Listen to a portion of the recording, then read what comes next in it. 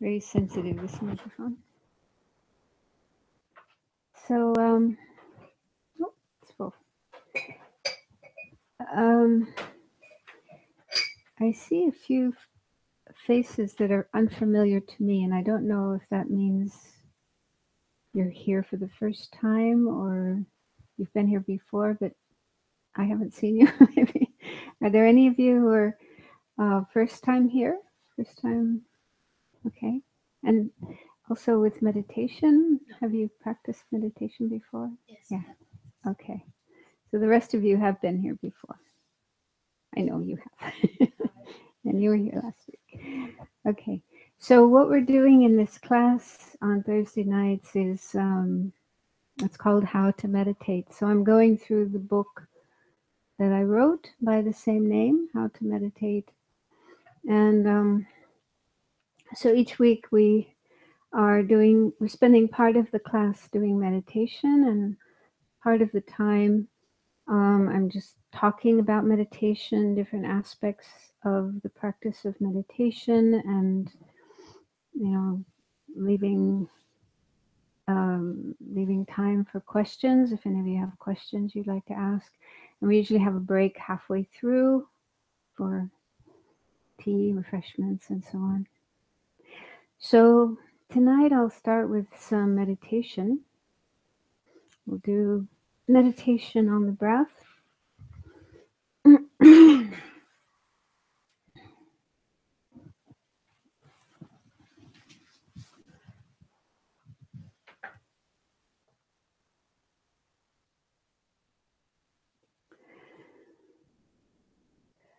So start by making yourself comfortable.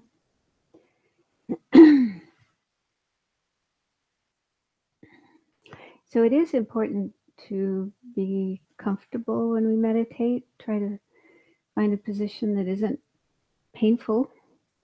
But it's also important to try to sit with a straight back if you can, because keeping the back straight helps the mind to be more clear and focused and alert.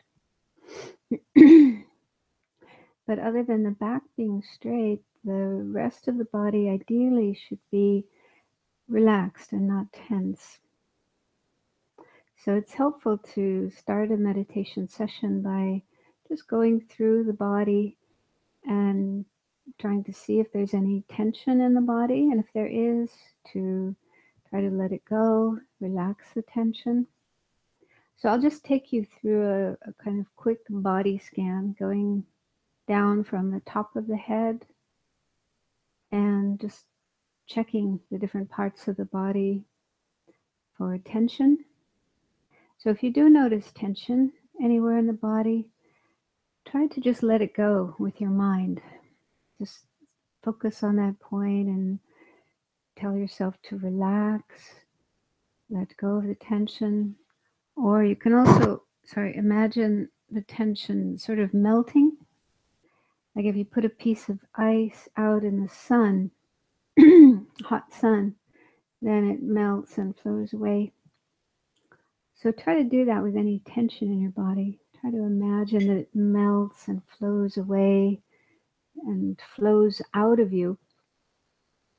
You can try to imagine that it just flows right down into the earth, into the ground beneath us, and disappears there. So start with the top of your head. Feel the top of your head and relax any tension there.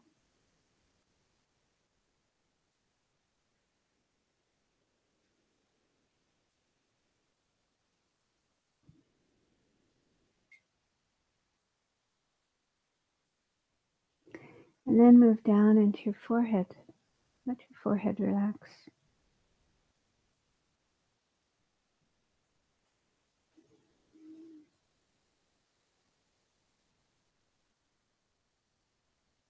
Relax your eyes, the muscles behind the eyes and around the eyes. Let those relax.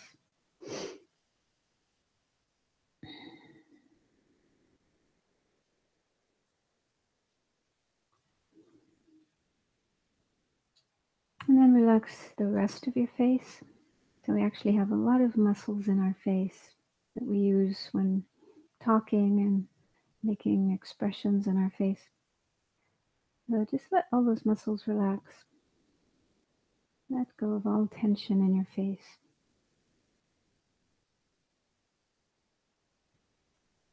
And let your mouth and jaw relax as well. But if you wish, you can still have a bit of a smile in your mouth. Some teachers say that's a nice thing to do. It can help you to feel more relaxed, more peaceful.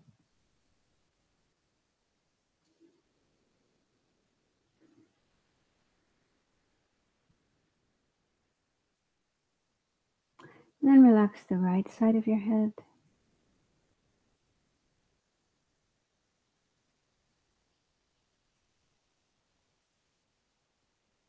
The back of your head. And the left side of your head.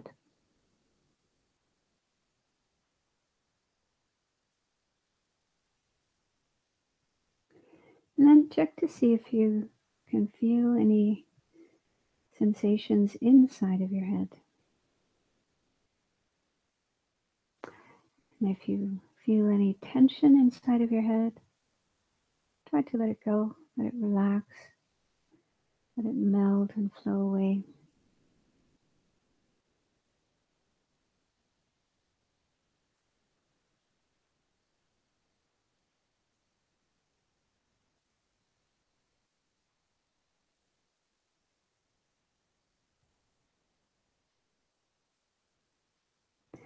And then feel your neck and throat.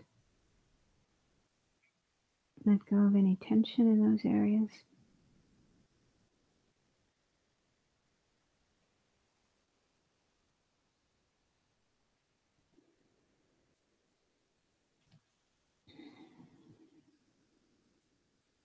Now let your awareness move down into your back, starting with the upper part of the back. So that's an area where we sometimes have tension in our shoulders. So if you do notice any tension, try to let it go, let it melt, flow away.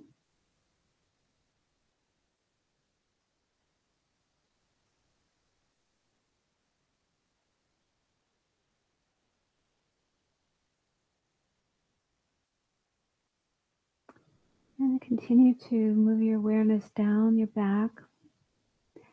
Again, relaxing any tension, letting it melt and flow away, sink into the earth beneath us.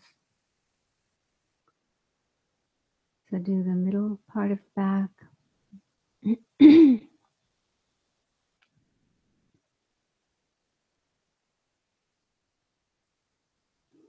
then the lower part of the back.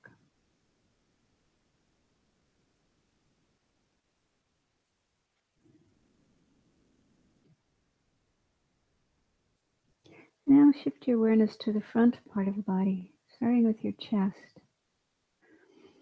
Relax your chest, as well as your lungs and heart inside the chest.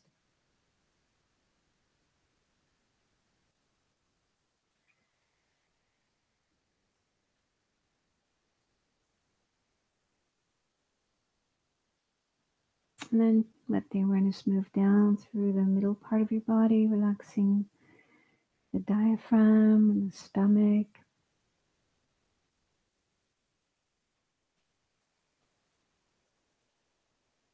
And the abdominal area and all the internal organs.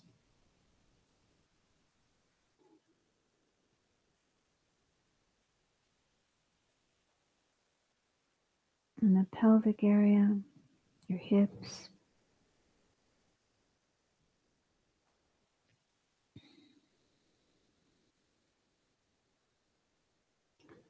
And then let your awareness move down into your right leg.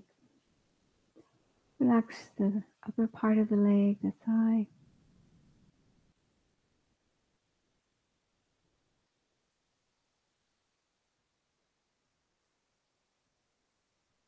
And then the knee.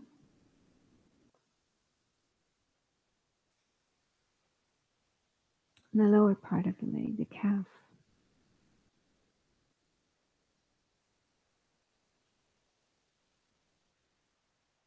Then relax the ankle and the foot and toes.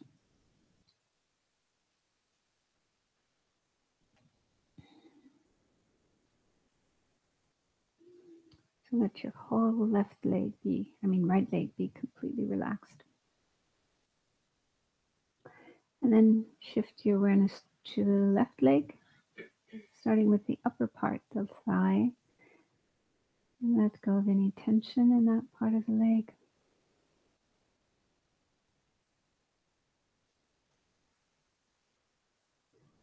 And relax the knee.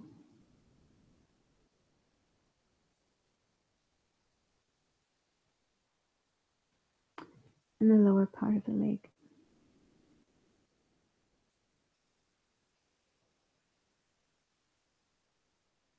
And then relax the foot, the ankle, the foot, the toes, the left leg.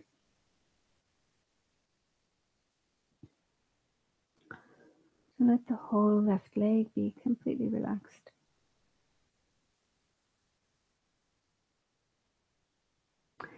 And now we have the arms. So let's start with the right arm. Feel the upper part of the right arm. Relax any tension there.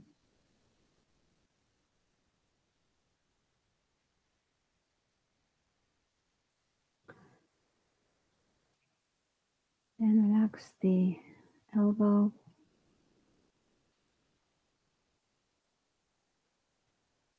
And the lower part of the arm.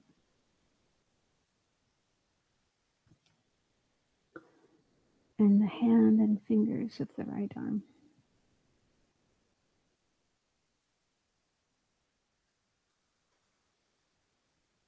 And then shift to the left arm, starting with the upper part.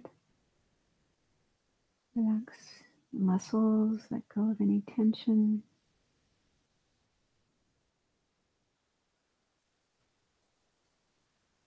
And do the same with the lower part of the left arm.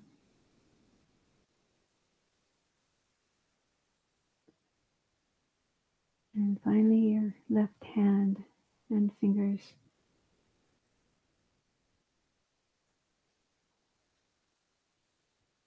So now we've gone through the whole body and tried our best to relax. If there's still some tension remaining, don't worry about it. The point is just do the best you can to let go of tension and stay relaxed. We'll try to stay as relaxed and free of tension as possible for the remainder of the time that we're meditating. Now we're going to focus on the breathing, the breath coming in and going out. So just let the breath be natural, not forced or controlled. Just allow the body to breathe. Sometimes it might be a little faster, or sometimes slower, sometimes longer, sometimes shorter. That's okay. The body knows how much air it needs to take in. So just let the body breathe. And then with your mind, your awareness, just pay attention to the breath, which means paying attention to the sensations felt in the body as the breath is coming in and going out. So you can choose how to do that if you have a preference. Some people observe the breath at the abdomen. There's a movement in and out of the abdomen as we breathe. Some people observe it at the nostrils, where the breath is coming in and going out. So you can feel a very subtle sensation as the air is coming in and out of the nostrils. Or you can find your own way of watching the breath. It doesn't matter so much. The important thing is to stay with the breath, to be aware of each breath coming in and going out. And if there's a pause in between the coming in and going out, just continue to maintain your awareness during the pause and try not to let it wander away. But that's probably what will happen. because our mind is naturally quite busy, lots of thoughts coming up. So we can't stop thoughts, they will keep coming. But what we can do is just notice them, be aware that there are thoughts, and try not to get caught up in them.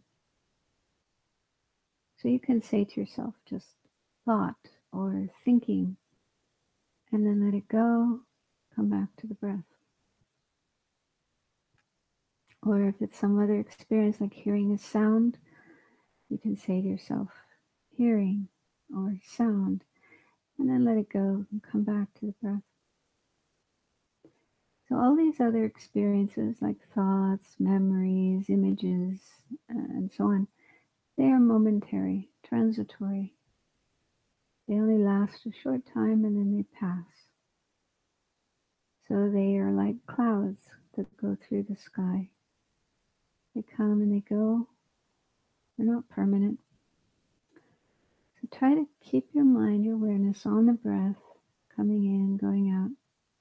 Notice if there are thoughts or other experiences, and you can make a note of them, what they are. Then let them go, put them aside, go back to the breath.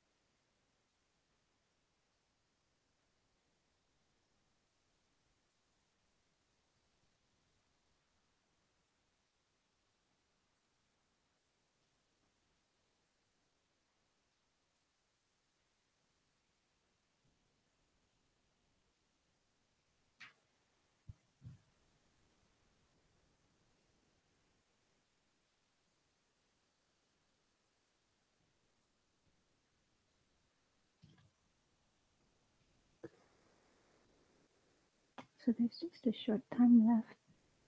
Really try to use this last bit of time in the session to stay on the breath as much as you can and bring the mind back when it wanders away.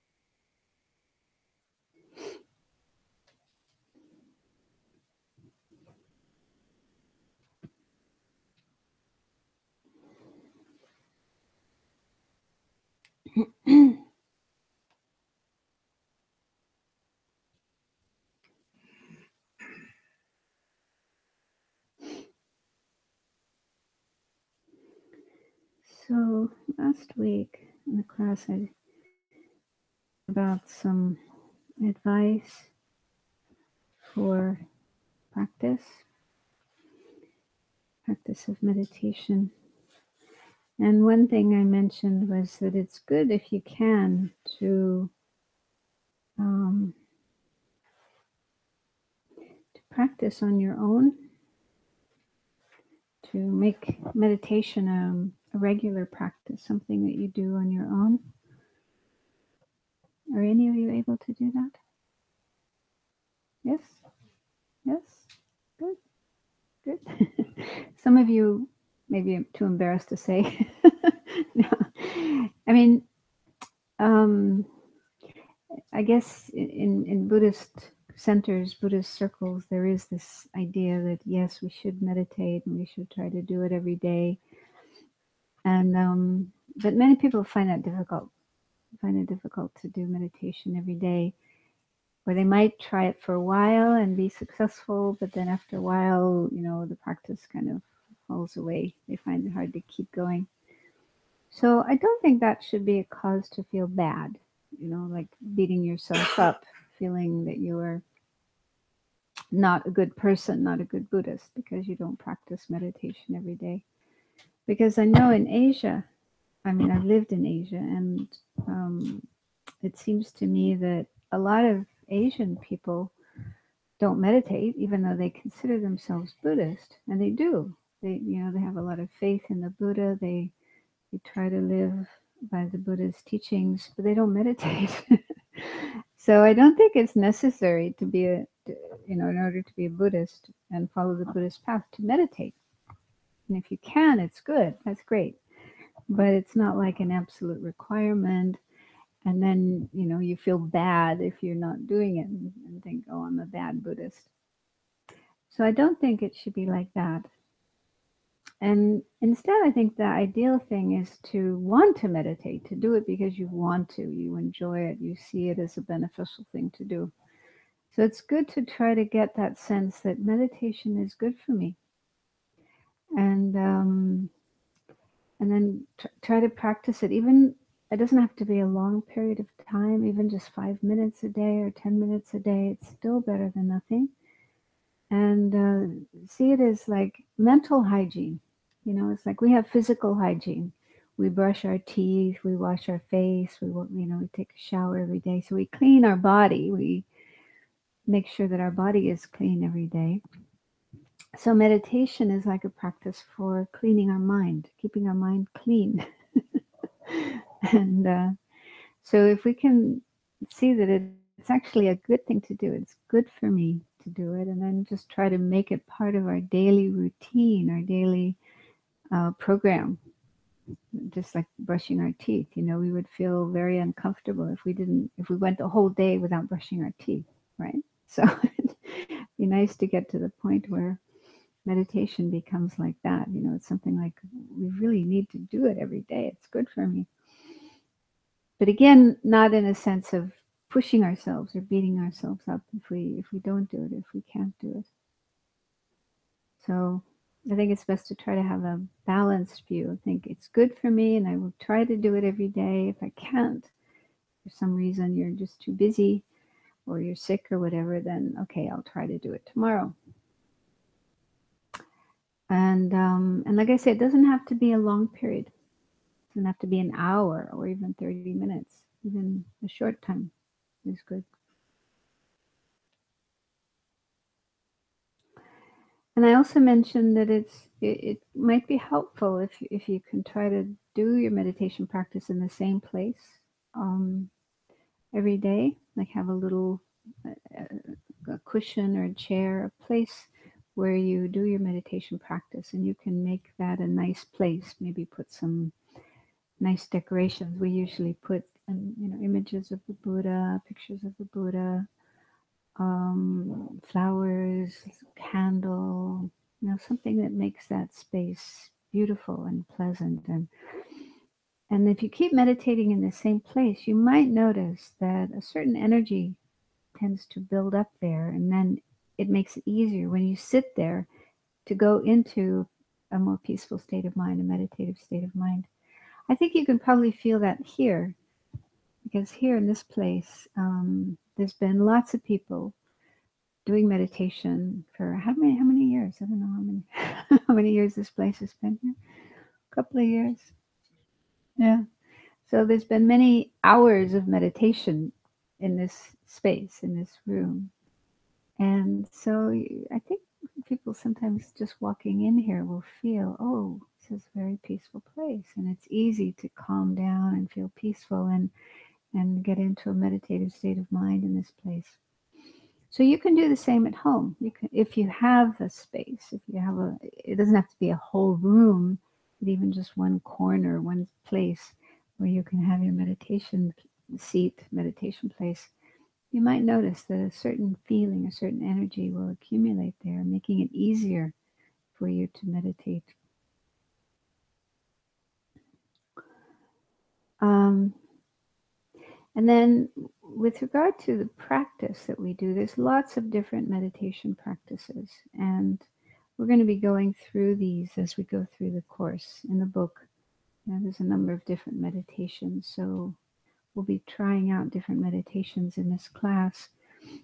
Some of you may have already learned a number of different meditation practices. So it's usually good to start with a simple practice, like what we were just doing, meditation on the breath. In the Tibetan tradition, there are more complex meditations that involve like visualization. You visualize images, like images of the Buddha.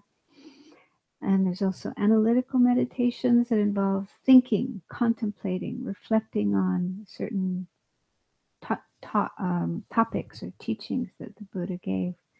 And those are to start, working on changing our mind, changing our way of thinking and so on. So there's many different kinds of meditation. And sometimes this might be a little overwhelming, a little confusing, like, oh, what do I do? Which one do I do?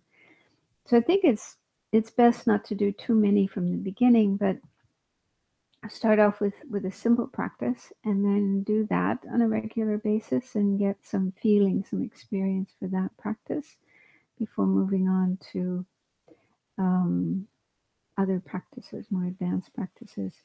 And also I think a lot of it is intuitive. Like every person is different. Every person has different needs, different personality, different disposition. So according to you and your likes and dislikes and needs and so forth, then you might find that certain practices are more suitable, more appropriate for you, and others are not.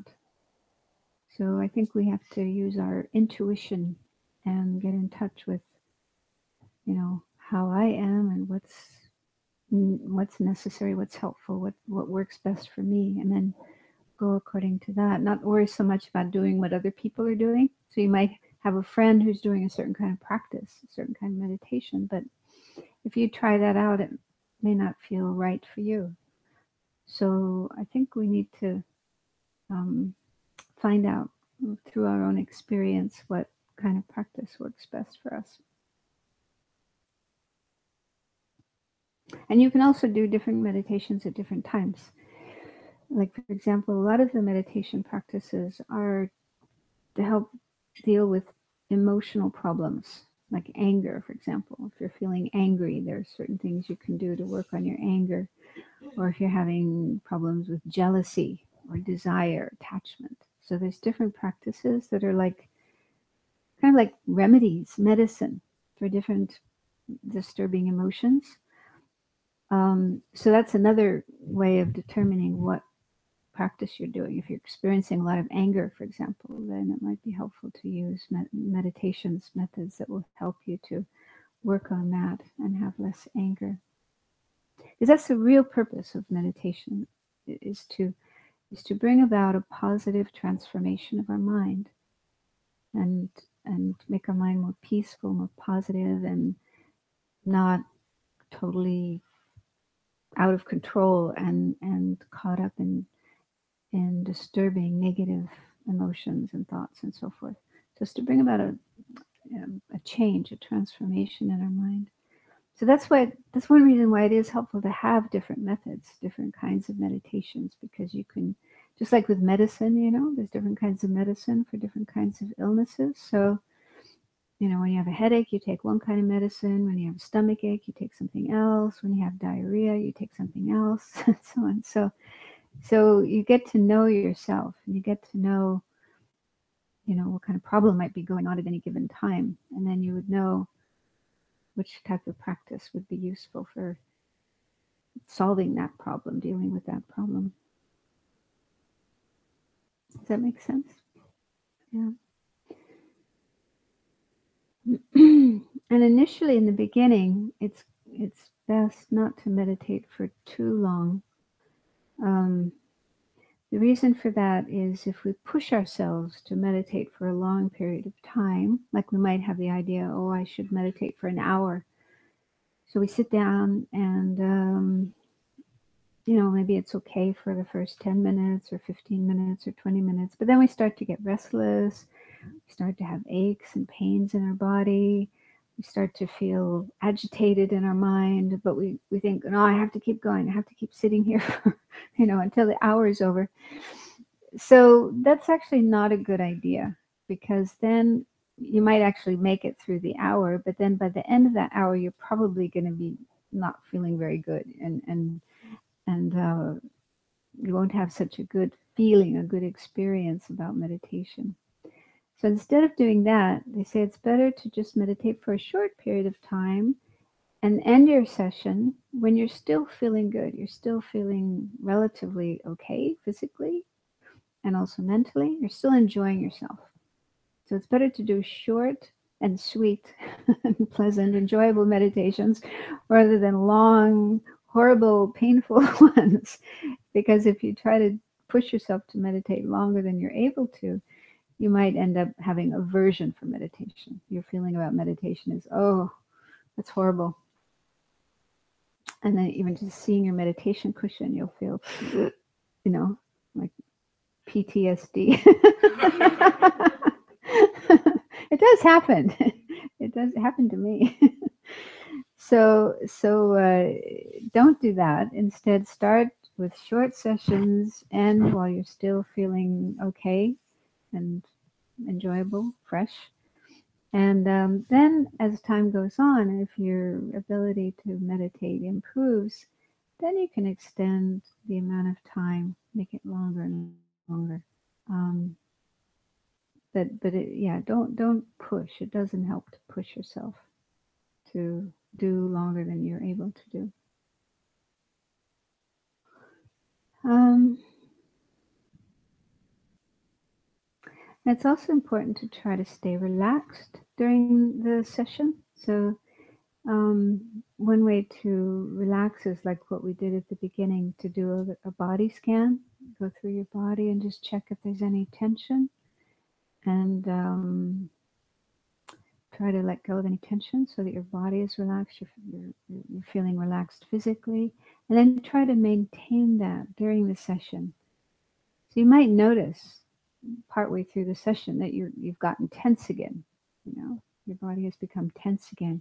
So if that happens, it's good to put your awareness on the tension and see if you can let it go, let it relax, and stay relaxed as much as you can. Because otherwise, if tension comes up or builds up in your body, and you're continuing to meditate, then again by the end of the session, you might be feeling quite uncomfortable and unpleasant, and leave your meditation with a sort of bad feeling, an unpleasant feeling, which would not be so good. So it is best to try to stay relaxed physically as well as mentally, not tense mentally. But at the same time, be alert. Okay, so relax doesn't mean, like, if we take that too seriously and then we just slouch, our body's like, or falling asleep, which can happen, especially if you're meditating after a meal or it's very warm. The temperature is quite warm. If you've been working hard all day and you're really exhausted, then it's possible to start to nod off and fall asleep during meditation. So we don't want to be that relaxed. We want to be relaxed, but still awake and alert. So that's the ideal thing, is to have that balance of being relaxed, but also awake and alert. So I don't know if you've heard, there's this story about the Buddha giving some advice to one of his disciples who was having a problem with this. And the Buddha used the analogy of a stringed instrument, like a guitar or a violin. You have strings, and they need to be tuned. Usually there's like I don't know what it's called, but like a key, I think, to tighten it or loosen it, the string. Yeah. So before playing, you need to check if the strings are the right amount of tension, too tight or too loose. You have to kind of move the the key to get the right amount of tension, so that the string will make the right sound, beautiful, um, perfect sound. So Buddha said it's similar with our mind. We need to tune our mind in the same way that we tune a musical instrument, so that it makes the right kind of state of mind. So if it's too tight, like with the string of a guitar, if it's too tight, then it doesn't sound very nice, right? But also if it's too loose, it's just kind of hanging there, then it also doesn't make a nice sound. So it has to be not too tight and not too loose to make the right sound. So similarly with our state of mind, we don't want our mind to be too tight, like tense, rigid. That's not the good state of mind. But we also don't want it to be too loose, so that we're, drowsy, falling asleep, or our mind is wandering all over the place, out of control. So we have to kind of, nobody else can do this for you. We each have our own mind. So we have to get to know our mind and get to know what is the right way of tuning my mind, so that it's not too tight, meaning tense, but also not too loose, such that we are drowsy and sleepy and dull-minded. So all we can do is talk about this and say the words, but then you have to apply it to your own mind, and probably through trial and error. Sometimes you're too tight, sometimes you're too loose. So you just have to remember that advice, and then just work on your mind to try to find the right balance between those two.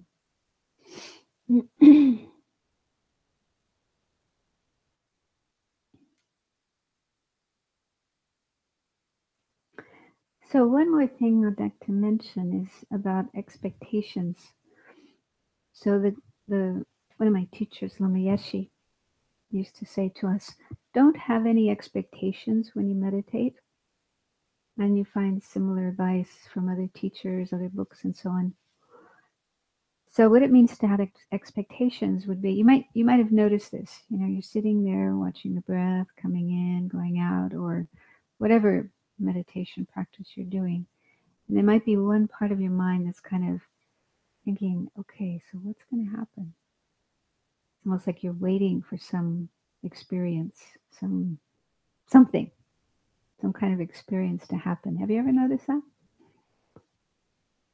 Sometimes it might be just very subtle. You might not be not so obvious. But the subtle feeling of wanting something to happen, expecting something to happen, hoping that something will happen, some fantastic experience. And one reason this can occur is because we do sometimes hear about or read about other people having interesting, wonderful, or fantastic experiences in meditation. And of course, the teachings themselves, the Buddhist teachings, talk about these incredible states of mind that can be achieved through the practice of meditation. So we hear about that, and then we might have that in the back of our mind when we're meditating, like waiting. When is it going to happen? Maybe this meditation, maybe this session, maybe the next moment. So this ideally this is something we need to avoid. Because for one thing, that state of mind itself is a kind of grasping state of mind. It's an attitude of grasping, kind of greedy and grasping and craving and wanting, desiring something other than what is happening right now. And that state of mind itself, that state of mind of grasping, is a hindrance to meditation. It's a hindrance to achieving what can be achieved in meditation. So it's almost like we're putting up a block, we're putting up an obstacle to our own progress by having expectations and grasping for something. Does that make sense? So there are experiences that occur in meditation. There's wonderful experiences, there's realizations, there's liberation, there's enlightenment, but we don't get those by grasping at them, by being greedy, you know. Instead, we have to let go of that because that state of mind itself is an obstacle. So whenever you notice that, if you notice it, then the thing is to recognize that that is an obstacle, that is like a fault, that is like a mistake, that is something we don't want to um, get caught up in and feed, and nourish. So instead, if you notice it, just say, okay, that's there. Don't beat yourself up. That's never helpful. Right? Beating yourself up because of something in your mind. So don't do that. You don't need to do that. Just notice that it's there. Notice, okay, my mind is grasping at experiences. And remember that that is not a helpful thing. So just notice it and let it go. In the same way that we do with our thoughts, with our memories, with other kinds of experiences. So just notice it, let it go, and just go back to the practice itself. So the ideal state of mind to have when we're practicing meditation is to just do it. Like the Nike, is it the Nike slogan? Yeah, just do it. Just do it to be doing it, not because we hope or wish or aspire to get some kind of result, some kind of experience. So we just do it because it's beneficial. It's a good thing to do. We will get some benefit from it, even though it's just tiny, tiny, something very tiny. Um, It's the reverse situation in which one is actually being attracted to the blissfulness or kind of almost like a narcotic state of ecstasy, and then almost feeling guilty about being absorbed by that occurrence happening. so you're saying if you do have some wonderful experience in meditation and then you get stuck in it or attached Yeah, to it. almost becomes falling into some kind of blissfulness that maybe one can get hooked up on. I don't know. Get hooked on. Yeah. Well, I mean, if it does happen, yes, it does. It can happen that feelings, wonderful experiences can occur during meditation.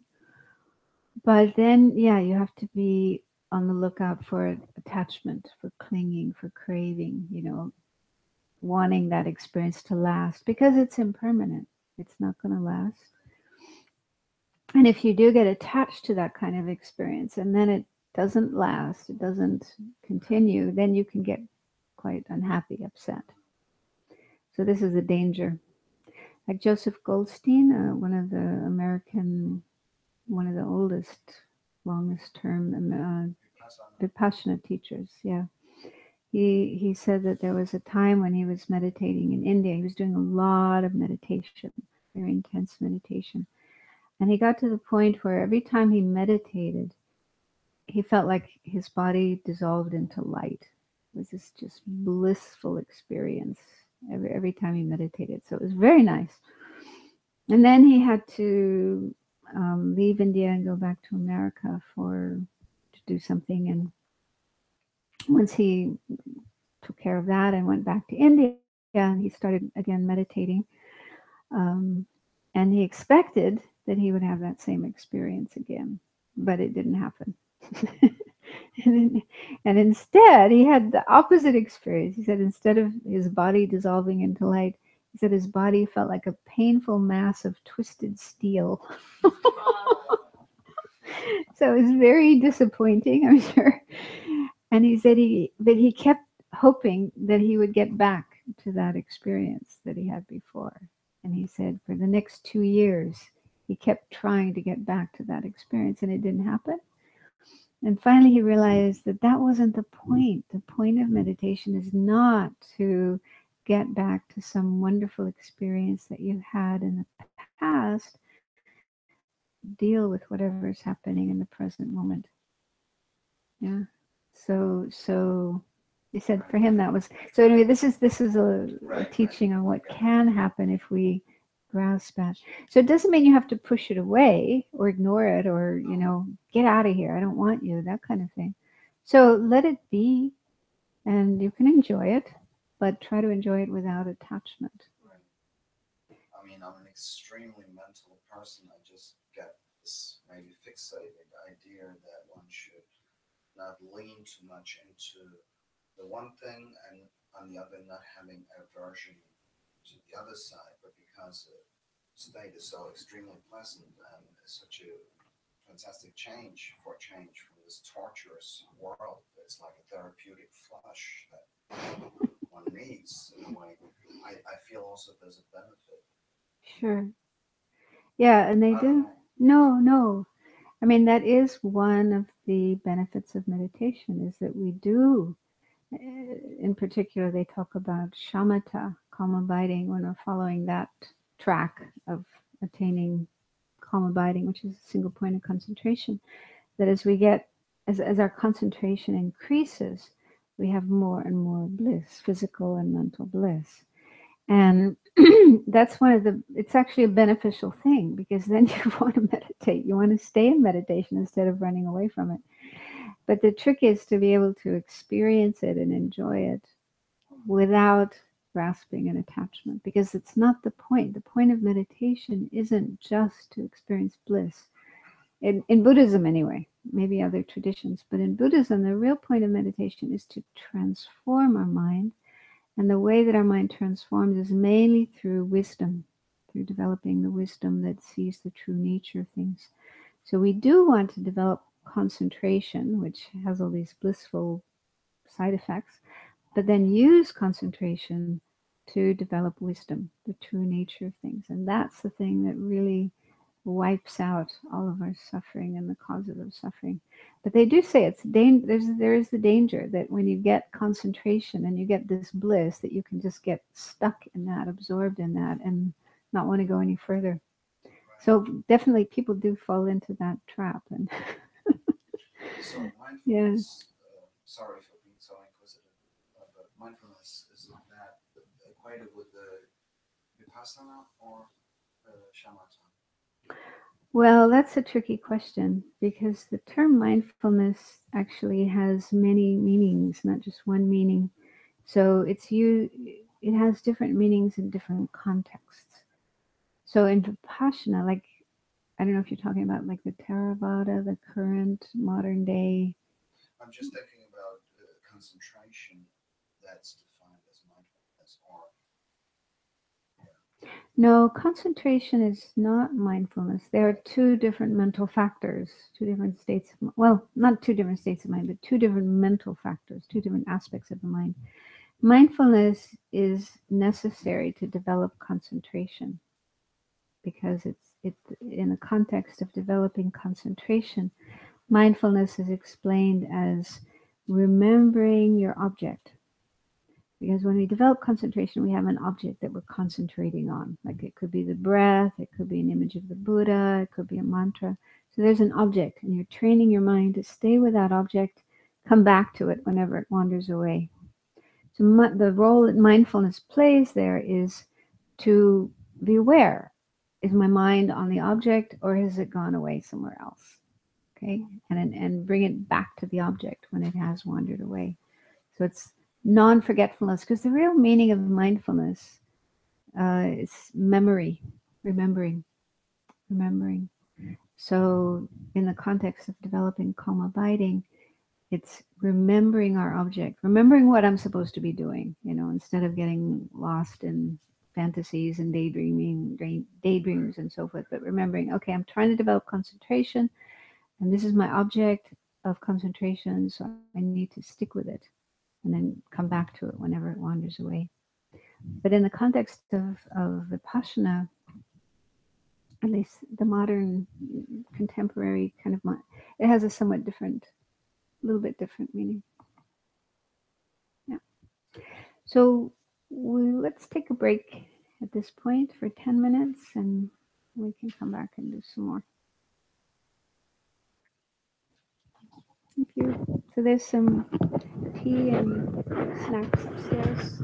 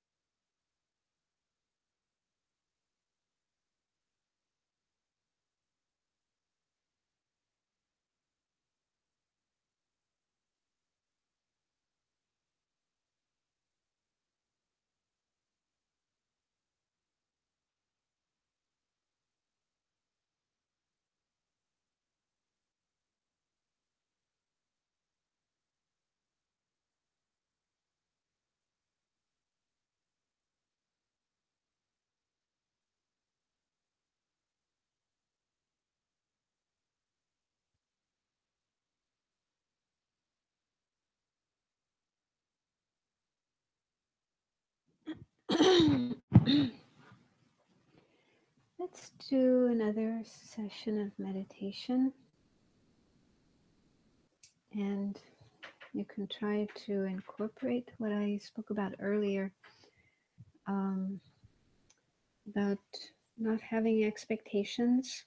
I mean, this is the ideal. The ideal is to not have expectations, but we may not be able to achieve that right away. So at least try to look out for it, try to notice if that type of attitude is there in your mind, if you are kind of wishing, hoping, waiting for some uh, something, some desired experience, pleasant experience to happen.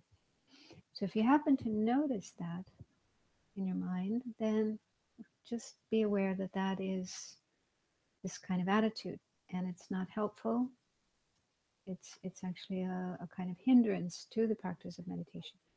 So if you notice it, you can just recognize it, label it, make a note of it. Oh, there's that that wish for expectation, wish for experiences, and then just let it go, put it aside. Don't feed it. Don't fight it. You don't have to get into a battle with it, but also don't feed it, like perpetuate it. Just notice it, have a neutral attitude, a non-judgmental attitude, and then let it go. Okay, so let's start as before.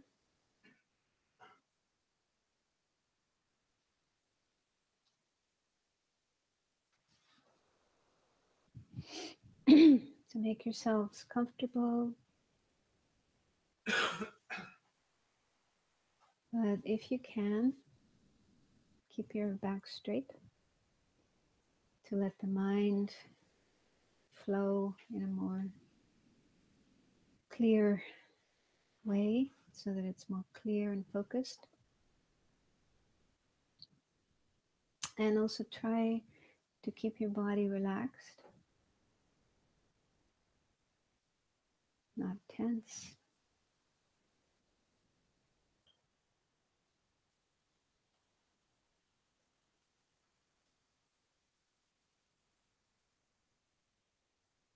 And let your breath flow in and out in a natural, normal rhythm.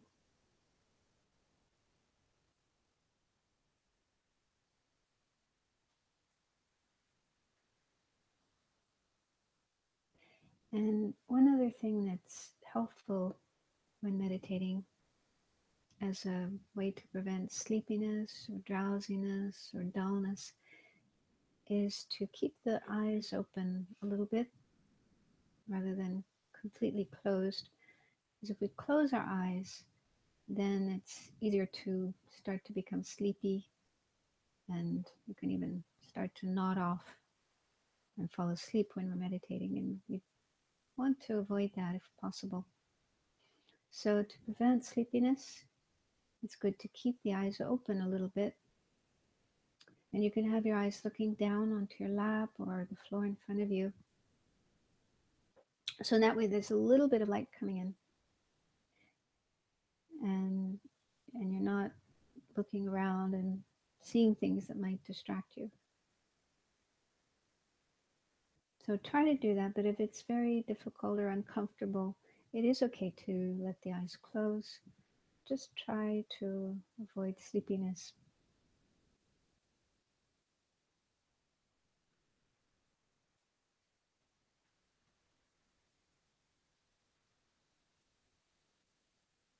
So now focus your mind, your awareness on the breath, coming in and going out.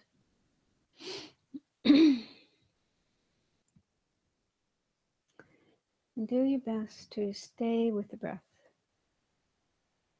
That means have continuous awareness, continuous attention on the breath, on each breath, each inhalation, and each exhalation, and any pauses in between. But at the same time, don't be too tight, too tense, like the string of a guitar. So Try to keep your mind relaxed, not tight and tense, but at the same time staying with the breath and coming back to the breath when it wanders away. So be aware if the mind wanders away to some thought or memory or plan for the future or sound or any other object besides the breath. Whenever you notice your mind has gone to that other object, just let it go and gently and patiently bring your mind, your awareness back to the breath.